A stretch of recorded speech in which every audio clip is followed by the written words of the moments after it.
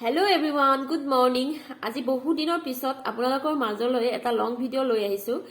আৰু আশা কৰিলো ভিডিওটো আপোনালোকে স্কিপ নকৰাকৈ শেষলৈকে চাব আৰু আজি হৈছে সানডে এখেতে আনি থৈ গৈছে মাংস গটিকে এতিয়া দুপৰীয়া হাত বনাবৰে সময় হল 12টা বাজিয়ে গল যেনিবা মই যাওঁ পাকঘৰলৈ আৰু তাৰ আগতে ভাবিলো ভিডিওটো আৰম্ভ কৰি দিও গটিকে বলক ভিডিওটো একেলগে আৰম্ভ কৰো আৰু বাহিৰত পুৰা বৰষুণ চলি আছে এই কেইদিন বৰষুণ নাছিলে ইমান বেছি গৰম আছিল ৰাতিপুৱাৰ পুৰা ৰ'দ দিয়ে কিন্তু আজি বতৰটো বহুত হেমেকা আৰু বৰ্তমান বৰষুণো দিছে আপোনালোকক বাহিৰখন অকমান দেখুৱাই দিও একদম মানে গছ গছনি বৰে যেন পুৰা ভিটামিন পালে আজি পানী পৰাৰ লগে লগে তেনেকুৱা লাগিছে গতিকে পুৰা বৰষুণ দি আছে আজি ফাৰ্ষ্ট বৰষুণ দিলে ইমান গৰম আছিল এই কেইদিন আজি পুৰা বৰষুণ পুৰা আজি বৰষুণ দিয়াৰ বাবে মনটো বহুত বেছি ভাল লাগিছে কাৰণ এই কেইদিন একদম গৰমৰ উৎপাতত থাকিব নোৱাৰা অৱস্থা হৈছিল জানেনে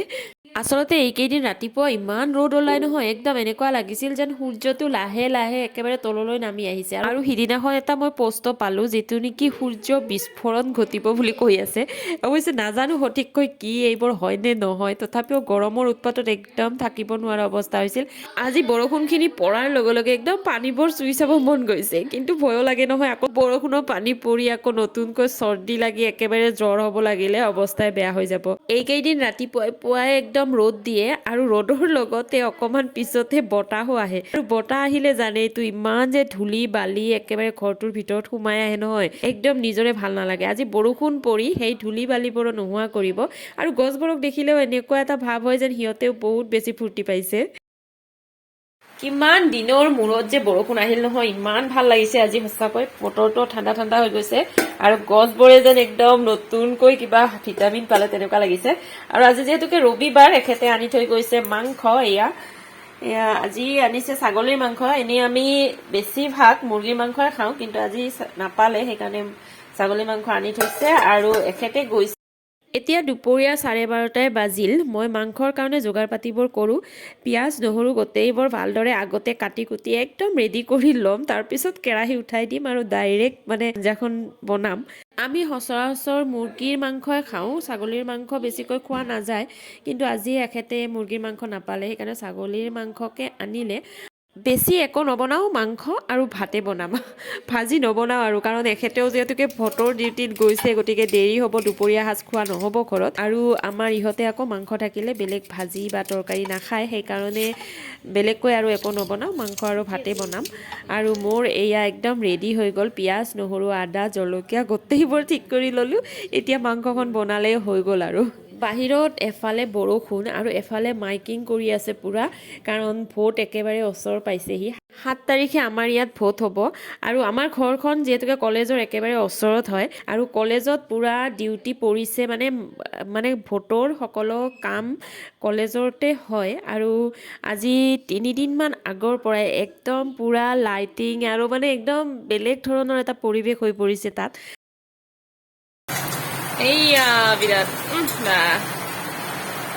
মই ৰান্ধিছো তাই ওপৰতে আহি পেলাই বিৰাট একদম ৰান্ধা বুলি কয় বাহিৰত চাওকচোন কি বৰষুণ বতৰ একেবাৰে বেলেগ ধৰণৰ বতৰ হৈছে আলুখিনি মই আগতে ভাজি ল'ব লাগিছিল আপোনালোকৰ লগত কথা কওঁতে মই আলু ভাজিব পাহৰিয়ে গ'লো জানেনে সেইকাৰণে একেবাৰে পিঁয়াজ দিলোঁ তাৰপিছত আলুখিনিও তাত একেলগে ভাজিলোঁ আৰু এতিয়া প্ৰায় পিঁয়াজ আৰু আলুখিনি ভাজা হৈ গ'ল আৰু পিঁয়াজৰ লগতে মই আদা নহৰু গোটেইখিনি দি দিছোঁ আজি মই আদা নহৰু একোৱে বটা নাই গোটেইবোৰ এনেই দি দিছোঁ আদাখিনি চুকি দিছোঁ আৰু নহৰুবোৰ এনেই দিছোঁ এনেদৰে খায়ো কেতিয়াবা ভাল লাগে কেতিয়াবা কিবা বটিবলৈ ইমান যে এলাহ লাগে আৰু তেতিয়া মই এনেদৰে দি দিওঁ আৰু এনেদৰে খাই যে বেয়া লাগে সেয়াও নহয় কিন্তু বহুত বেছি ভাল লাগে ওয়েলকাম গাইজ আমি এতিয়া পাকঘৰত আছো আৰু এতিয়া বৰষুণ দি আছে আৰু এইফালে আমাৰ আজি সানডে স্পেশাল খানা হৈ আছে আৰু আমাৰ লাইটটো দেখুৱাই দিয়া আমাৰ লাইটটো দেখিছে এইটো ইয়াত আমি শ্বুট কৰি আছো কিন্তু ভিউ নাহে কি কৰিব একো নাই তথাপি আমি কৰি যাম নে কি কম আমি নৰখাম কৰিয়ে যাম যিমানে ভিউ নাহক যিমানে কম লাইক নাহক এইফালে আমাৰ মটন আজি স্পেশাল মানে চেষ্টাৰ অসাধ্য একো নাই বুলি কয় নহয় সেইকাৰণে আমি চেষ্টা কৰি আছো যেতিয়ালৈকে ভিউ নাহে আমি দি যাম আপোনালোকে চালে ভাল লাগে চাব আৰু এয়া আমাৰ আজি স্পেশাল এনেকৈ নেদেখাও ইমান জানা এয়া অলপমান পানী দিবি আমাৰ মটন অকণমান পানী দিম নেকি ইয়াতে তাকে ভাবি আছো ইয়াতে অকণমান পানী দিম গ্ৰেভিটো ভাল হ'ব আৰে এইটো মাংস চবে জানে তুমি কিয় সুধি মৰা এনেকৈ এয়া আমাৰ মাংসখিনি দি দিলে আমাৰ প্ৰায় হৈছেই হোৱা নাই মাংস বোলে যিমানে ভাজে সিমানে বেছি টেষ্ট হয় আৰু সেইকাৰণে পূৰা ভাজি আছোঁ আৰু ৰংটো বাৰু কেনেকুৱা লাগিছে আপোনালোকে কমেণ্ট কৰি জনাব দেই আৰু এতিয়া মই পানীখিনি দি দিওঁ তাৰপিছত ঢাকনিখন লগাই থ'ম আৰু মোৰ মাংস প্ৰায় হৈয়ে যাব মাংস ৰেডি মাংসখিনি হ'বলৈ দি এইবাৰ চাওঁ ইহঁতে কি কৰি আছে পুৰা ফোনত ব্যস্ত সকলোৱে পুৰা কুতুব মিনাৰ কি দে देसन देखो आई हो कहाँ से गोरी प्यार लेके शहर का सारा मीना बाजार लेके रहेली वाला कानों में ऐसे डाला कहने ने ली मेरी जान हाय मैं तेरी कुर्बान এইবাৰ আহিলোঁ পাকঘৰলৈ চাওঁ অকণমান আঞ্জাখন কেনেকুৱা হৈছে বোধা এইয়া পূৰা উতল আহি গ'ল এতিয়া আঞ্জা প্ৰায় ৰেডি আমাৰ এতিয়া খোৱাৰহে কথা আৰু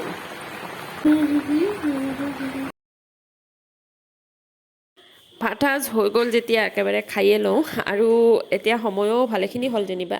2টা বাজি গ'ল গতিকে ভাত খাই মেলি একেবাৰে আজৰি হওঁ ভাতখিনি যেতিয়ালৈকে খোৱা নাযায় তেতিয়ালৈকে পাকঘৰৰ পৰা ওলাব নোৱাৰি সেইকাৰণে আগতীয়াক মানে ভাত হোৱাৰ লগে লগে খাই লওঁ নহ'লে সেইপিনে আকৌ দেৰি হৈ যায় বাকী কামবোৰত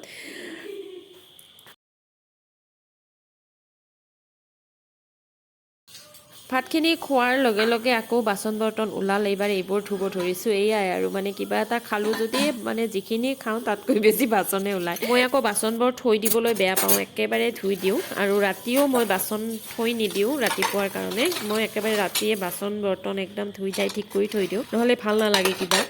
বাচনবোৰ ধোৱা হ'লেই মই একদম স্লেবখন পৰিষ্কাৰ কৰিব লাগিব আৰু এনেও মাংস বা মাছ খালে পাকঘৰটো অকণমান বেছি লেতেৰা হয় নহয়নে বাৰু আৰু সেইবোৰ একদম ভালদৰে মুচি কাচি ঠিক কৰি নথ'লে ভাল নালাগে আৰু সেইকাৰণে আমাৰ যেতিয়া মাংস বা মাছ খোৱা যায় তেতিয়া অকণমান পাকঘৰটো বেছিকৈ পৰিষ্কাৰ কৰিব লগা হয় আৰু মাছ মাংসবোৰ যেতিয়া ধুওঁ তেতিয়া যে হাতখন কিমান বাৰ ধুব লগা হয় মোৰ কোনো পাত্তাই নাথাকে মানে মাংস বা মাছ লাৰি বেলেগ এটা বস্তু লাৰিলে যেন সেই গন্ধটো গৈ সেই বস্তুটোত লাগে তেনেকুৱা ধৰণৰ অনুভৱ হয় আৰু সেইকাৰণে গোটেইবোৰ ভালদৰে মুচি কাচি একদম ঠিক ঠাক কৰি থোৱাৰ পিছতহে মনটো ভাল লাগে আৰু যেতিয়া মাছৰ মানে কাঁহী বাচনবোৰ যেতিয়া ধুওঁ তেতিয়া সেইখন সপেৰিয়ে যদি আৰু গিলাচ ধোৱা খায় তেতিয়াহ'লেতো কিমান দিনলৈকে যে গিলাচৰ পৰা সেই গন্ধটোৱে